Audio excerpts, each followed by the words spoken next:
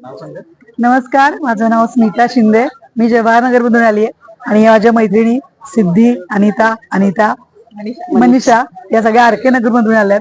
मी खूप वर्षी येते पंचगंगा घाटावरती, राजाराम बंधाऱ्यावरती, रंकाळ्यावरती पण जाते. जिथे जिथे उत्तम पद्धतीनं पारंपरिक पद्धतीने त्रिपुरारी पौर्णिमा आणि वैकुंठ चतुर्दशी साजरी केली जाते, अशा आपल्या करवीर नगरीमध्ये, कलानगरीमध्ये, कोल्हापूरमध्ये खूप सुंदर पद्धतीने दीपोत्सव आणि त्रिपुरारी पौर्णिमा होते.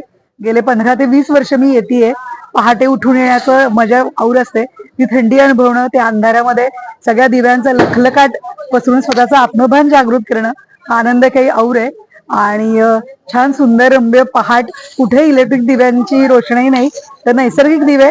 आणि त्या निमित्तानं नदीकाठी येणं होतं. स्वच्छ नदीचा घाट दिसतो आणि सगळे लोक अत्यंत उत्साहात, कित्येक स्त्रिया तर छान पैठणी घालून, छान गर्भरेशमी साड्या घालून, मोगरा अत्तर अशा सगळ्या रम्य वातावरणामध्ये आलेल्या आहेत. तेव्हा तुम्हाला सगळ्यांना त्रिपुरारी पौर्णिमेच्या हार्दिक शुभेच्छा. त्रिपुरी पौर्णिमेनिमित्त शिवमुद्रा प्रतिष्ठानच्या वतीने पंचगंगा नदी घाटावरती 51,000 पंथ्या दीपप्रज्वलन करून दीपोत्सव मोठ्या प्रमाणात साजरा करण्यात आला. ह्या दीपोत्सवामध्ये वैशिष्ट्य म्हणजे विविध प्रकारच्या रांगोळ्या, आपल्याला देशामध्ये महिलांना प्रोत्साहन देण्यासाठी, तसेच वेगवेगळे विचार मांडले रांगोळीच्या माध्यमातून.